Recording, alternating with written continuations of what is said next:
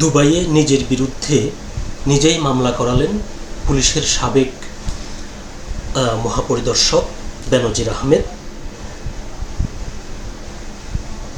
সুপ্রিয় দর্শকবৃন্দ, আসসালামু আলাইকুম রহমতুল্লাহি ওয়া বারাকাতুহু। প্রীতীয় শুভেচ্ছা নেবেন, আশা করি সকলেই ভালো আছেন।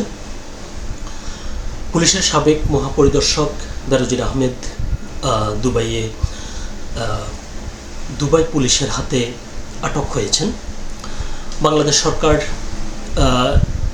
বাংলাদেশ সরকারের স্বরাষ্ট্রমন্ত্রী জাতীয় সংসদে বিষয়টি জাতিকে অবহিত করেন এবং যদিও প্রথম দিকে সবাই জেনেছিল যে দুবাই বিমানবন্দর থেকে তাকে গ্রেপ্তার করা হয়, কিন্তু শেষে জানা যায় যে দুবাই বিমানবন্দর থেকে নয়, বরং তার বাসার পাশে একটি শপিং মল থেকে তার একজন ব্যবসায়িক পার্টনার, যিনি সংসদ সদস্য, তার সাথে ব্যবসায়িক দ্বন্দ্বের জেরে এবং তার বিরুদ্ধে বাংলাদেশ সরকারের তথা দুর্নীতি দমন কমিশনের যে মামলা রয়েছে, সেই মামলায় তাকে ধরিয়ে দেওয়া হয়, এরকমটাই আমরা জানতে পেরেছি। তবে এগুলো হচ্ছে পুরাতন খবর। নতুন যে খবর সেটি হলো যে আপনারা জানেন সেই তাকে দুবাই পুলিশ আটক করার পর 30 দিন কথা বলছে তারা, যে এই 30 দিনের ভিতরে বাংলাদেশে তার বিরুদ্ধে যে মামলাগুলো রয়েছে সেই মামলার প্রয়োজনীয় নথিপত্র দুবাই পুলিশের কাছে হস্তান্তর সাপেক্ষে তাকে বাংলাদেশে প্রত্যর্পণ করার চেষ্টা বাংলাদেশ সরকার জোরভাবে করে যাচ্ছে। বাংলাদেশ সরকারের এই যে জোর প্রচেষ্টা, সেই প্রচেষ্টাতে বাধাগ্রস্ত করতে কিংবা এটাকে থামিয়ে দিতে এবার নতুন কৌশলের আশ্রয় নিয়েছেন বেনজির আহমেদ। বাংলাদেশের একটি সংবাদ মাধ্যম টাইমস অফ বাংলাদেশ, তারা একটি প্রতিবেদন প্রকাশ করেছে যেখানে বলা হচ্ছে যে বাংলাদেশ সরকারের এই তৎপরতা ঠেকাতে বেনজির আহমেদ নিজেই দুবাইয়ে নিজের লোক দিয়ে সেখানে তিনি নাকি একটি মামলা করিয়েছেন। তো কথা না বাড়িয়ে চলুন আমরা টাইমস অফ বাংলাদেশে যে প্রতিবেদনটি প্রকাশিত হয়েছে সেখানে কি উঠে এসেছে।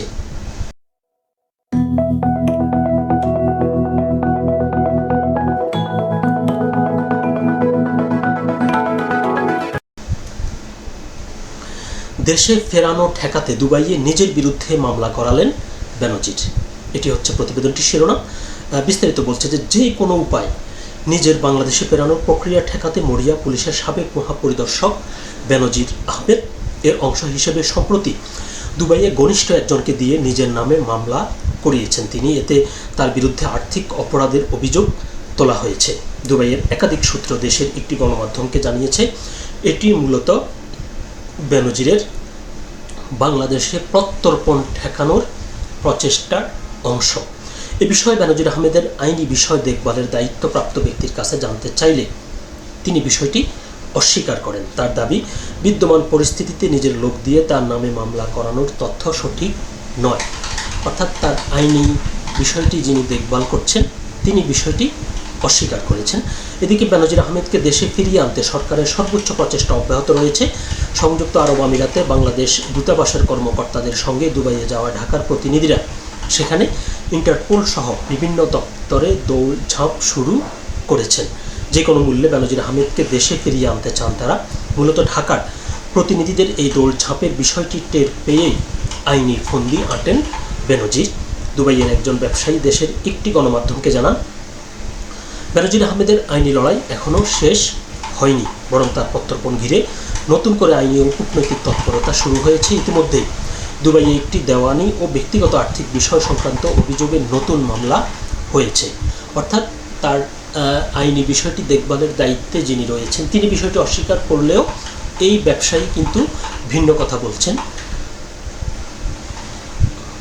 ওই ব্যবসায়ীর মতে এই আইনি পদক্ষেপের লক্ষ্য বেনজির আহমেদকে বাংলাদেশে ফেরত পাঠানোর উদ্যোগ থামিয়ে দেওয়া। কেননা দুবাইয়ে কারো বিরুদ্ধে আর্থিক বা সম্পত্তি সংক্রান্ত কোনো অভিযোগ থাকলে তাকে ফেরত দেওয়ার সুযোগ সংযুক্ত আরব আমিরাতের আইনেই নেই। বিষয়টা বুঝতে পেরেছেন?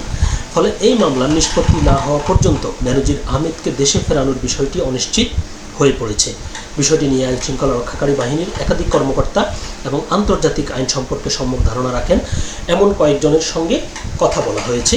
তাদের সঙ্গে কথা বলে জানা যায়, আন্তর্জাতিক প্রত্যর্পণ প্রক্রিয়ায় অভিযুক্ত ব্যক্তি অনেক সময় স্থানীয় আদালতে বিভিন্ন ধরনের মামলা করে থাকেন। এসব আবেদনের মাধ্যমে তারা বিচারিক সুরক্ষা চান, গ্রেপ্তারের বৈধতা চ্যালেঞ্জ করেন অথবা প্রত্যর্পণ কার্যক্রম শেষ না হওয়া পর্যন্ত স্থানীয় আদালতের তত্ত্বাবধানে থাকার সুযোগ চান। এই আইন বিশেষজ্ঞদের মতে এসব উদ্যোগ আন্তর্জাতিক অঙ্গনে অস্বাভাবিক নয়। অর্থাৎ বেনজির যে পথে হাঁটছেন সে বিষয়টা আন্তর্জাতিক অঙ্গনে অস্বাভাবিক নয় বলে বলছেন তারা। আমরা সাধারণত আমাদের দেশে যেটি দেখি সেটি হলো যে আইন করা মানেই হলো যিনি অপরাধ করেছেন বা যিনি অপরাধী তাকে খুব দ্রুত আইনের হাতে সোপর্দ করতে হবে, তাকে ধরা দিতে হবে এবং আইন দ্রুতগতিতে তার বিচার করবে। কিন্তু এই আইনটাকেই কিন্তু বহির্বিশ্বে আইনের ভিতরেই যিনি অপরাধী তিনি নিষ্কৃতি পাওয়ার বা তার বিরুদ্ধে যে অ্যাকশান নেওয়ার যে গতি সেটাকে তিনি স্লো করার সুযোগ রয়েছে। বেনজির আহমেদের ক্ষেত্রে দুবাইয়ে এমন আইনি পদক্ষেপ নেওয়ার বিষয়টি জোরালোভাবে সামনে আসছে।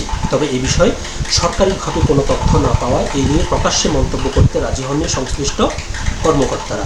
বাংলাদেশ সরকার ইতিমধ্যে জানিয়েছে, ইন্টারপোল রেড নোটিশের ভিত্তিতে বেনজির আহমেদকে দুবাইয়ে আটক করা হয়েছে এবং তাকে দেশে ফিরিয়ে আনতে আনুষ্ঠানিক প্রত্যর্পণ প্রক্রিয়া শুরু হয়েছে। সরকারের পক্ষ থেকে নির্ধারিত সময়ের মধ্যে প্রয়োজনীয় নথিপত্র সংযুক্ত আরব আমিরাতের কর্তৃপক্ষের কাছে পাঠানো হয়েছে। নাম প্রকাশ না করার শর্তে বেনজির আহমেদের আইনি বিষয় দেখভালের দায়িত্বে থাকা একজন দেশের একটি গণমাধ্যমকে বলেন, বর্তমানে আমরা তার জামিন নিয়ে ব্যস্ত। এই পরিস্থিতিতে তাকে ঘিরে নিজের লোক দিয়ে মামলা কেন যাব? সবচেয়ে গুরুত্বপূর্ণ বিষয়, দুবাই আদালত বাংলাদেশের প্রত্যর্পণ আবেদন কীভাবে মূল্যায়ন করে সেই সিদ্ধান্ত না আসা পর্যন্ত তার বিরুদ্ধে নেওয়া প্রতিটি আইনি পদক্ষেপ এবং তার পক্ষ থেকে দাখিল করা সম্ভাব্য প্রতিটি আবেদনই আলোচনার বিষয় হয়ে থাকবে। আইনজীবীরা মনে করছেন, কোনো অভিযোগ বা গুঞ্জনকে আদালতে যাচাইযোগ্য তথ্য হিসেবে উপস্থাপনের সুযোগ নেই। তো যেহেতু এখনও তারা বিষয়টি স্বীকার করছে না, তো তারা বলতে চাচ্ছে যে এটি গুজব।